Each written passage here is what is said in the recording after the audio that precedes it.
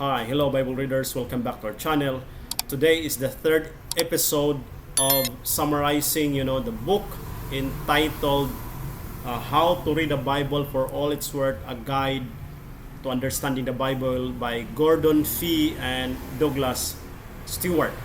Why this book? Because again, this book is a very, very important book in hermeneutics, and as we go into reading the Bible, especially if those who are really very serious in reading the Bible, hermeneutics is very, very important, and as we go along our Bible reading journey.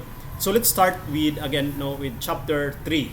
So chapter 3, the title of chapter 3 is the Epistles, Learning to Think Contextually. So let's start with the New Testament epistles such as the Romans, the Corinthians, or the Galatians.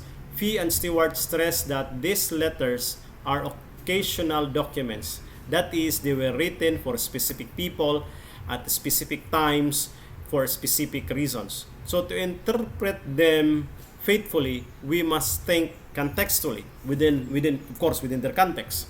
Now, key point number 1 states that the epistle are occasional documents. So the epistles were written in response to a particular circumstances, problems, questions, or behaviors in the early Christian church. Paul and other apostles were addressing moral failures, doctrinal confusion, and pastoral needs of the time. Thus, they are not abstract theological textbook, but letters with purpose. Understanding why a letter was written is foundational in understanding what it means of these letters, these epistles, books, epistolary books of the Bible. Now, so meaning that they are written to address real life church issues. This is not a theological treatise or an abstract essays. This is a contextual literature that shapes the content. Now, there are two contexts that we have to remember. The first one is historical context. This is the first hermeneutical task, by the way. Fee and Stewart emphasize that the importance of the historical context. What they call the first hermeneutical task.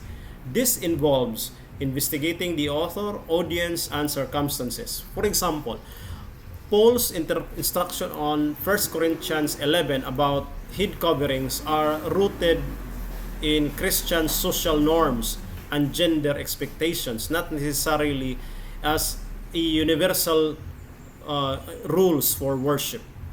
Now, next is on the literary context. This is, according to Gordon and Fee, this is the second hermeneutical task. Now, the second key of interpretive step is understanding the literary context, how a statement fits into the larger argument. So, for example, in Philippians 4:13, it says, "I can do all things through Christ." Is often quoted in isolation, but in context, Paul is speaking about contentment in times of need or plenty. Calling it out as a slogan for personal success distorts its meaning. So for Paul, again, it's speaking about contentment in the times of of need or plenty, but not really much on. It's not on making it as a slogan for success. Now, key point number 2, distinguishing between timeless and the temporary. Now, one major challenges in reading the epistle is distinguishing between timeless instruction and culturally specific advice. For Stewart and Fee, they argued that not every command applies directly to all times and cultures. For instance, the instruction for women to be silent in church in 1 Corinthians 14:34 must be understood in the broader literary and historical context. To sum up, that there are some commands which are culturally bound. It is only on the particular culture of that time. Second, other expresses enduring Christian principles that could last from their time up to our time and then in the future. Then careful exegesis helps determine which is which. You have to take note of that. Now, the next thing is that and there's universal principles behind specific instruction. You have to take note of this. Now, the goal of interpretation is to uncover universal theological principles that were expressed through particular cultural forms. So take note of that. The goal of interpretation is to uncover universal theological principles. So for example, the practice of greeting one another with a holy kiss in Romans 16:16 carries a principle of Christian affection and fellowship, which might be expressed differently in various cultures. Not necessarily that we have to kiss. Some we have a gesture of handshaking or others. So to sum up, we have to look for theological principles, apply them faithfully in today's context, and avoid rigid literalism or careless liberalism. So key point number 3, the epistles are for us, but not to us. Take note of that.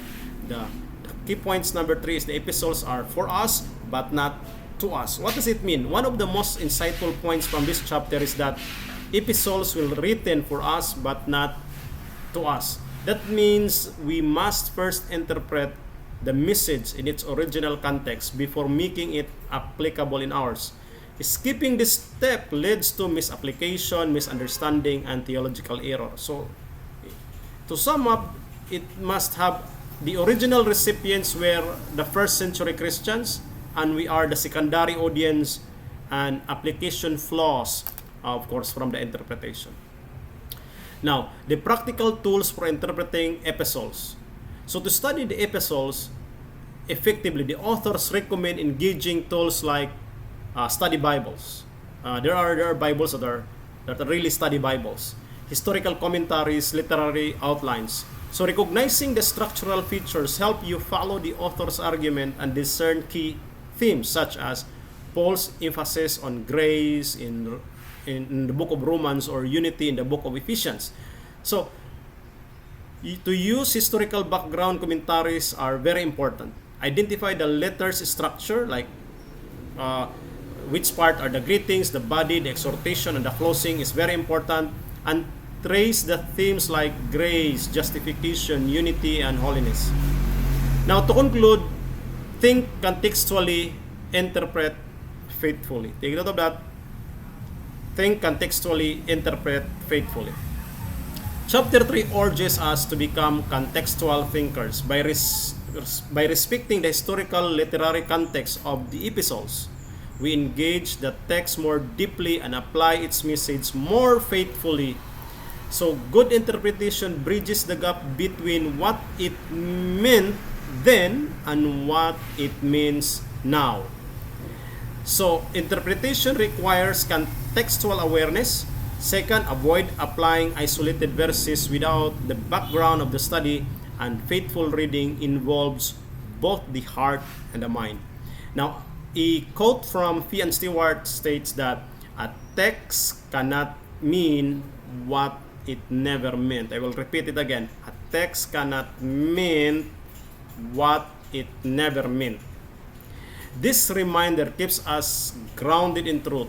The task of interpretation begins with humility and continues with disciplined study. Only then can we hear the apostolic voice clearly in our time. Now, thank you for being with us in this third episode. Hope to see you in the fourth episode. Like, follow, subscribe, share our videos. See you again. Thank you and have a good day, everyone.